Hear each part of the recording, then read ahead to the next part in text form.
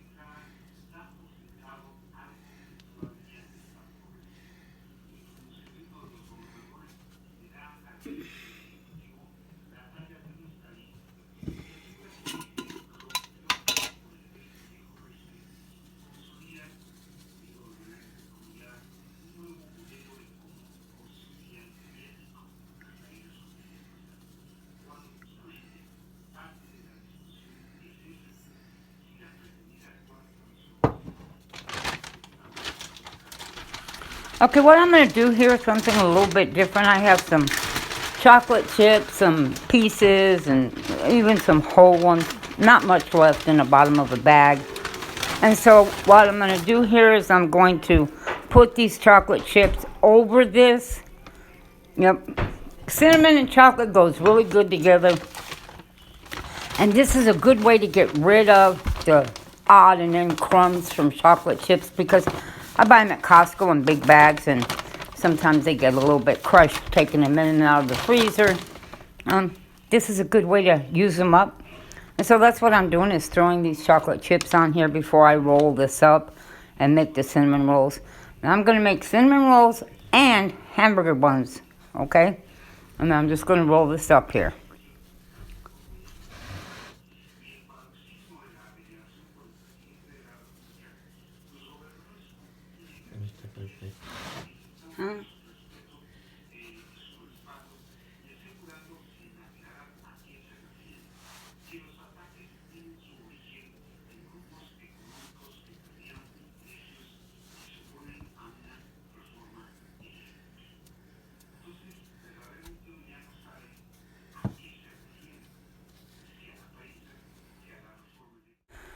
Okay, I've got this rolled up here, and what I'm going to do is I'm going to cut this and put it into a little cake pan, a round cake pan, and let it rise. See, when you put the dough in the refrigerator, it's doing its first rise. So you don't have to wait on it to rise the next day. you can, let it kind of sit. It gets a little bit warm. Then it'll rise the second time on its own. And that saves you a lot of time in the mornings when you're busy doing things, because you're not sitting there waiting for it to rise, punching it down, then shaping it and waiting for it to rise the second time. It has already risen its first time. And then that's what I did. When I finished breakfast and we ate breakfast, I came back to my dough and it was fine. And I rolled it out. As you saw, I cut it in half, rolled it out, and started putting it in here. And that's it. I'm going to cook them. I'm going to make the hamburger buns, shape them so that I can, have them rising while the cinnamon rolls are cooking. Now I'm going to shape these hamburger buns. I think I can get about 6 out of this. I split the dough in half. I took the smaller half for the cinnamon rolls.